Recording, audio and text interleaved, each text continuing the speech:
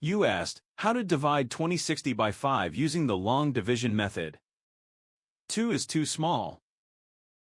Use 20. 20 divided by 5 equals 4. 4 times 5 equals 20. 20 minus 20 equals 0. Bring down 6, making 6. 6 divided by 5 equals 1.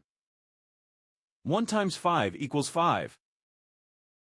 6 minus 5 equals 1. Bring down 0, making 10.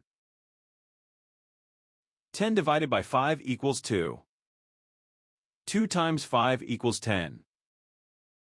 10 minus 10 equals 0. The remainder is 0. The final result is 412.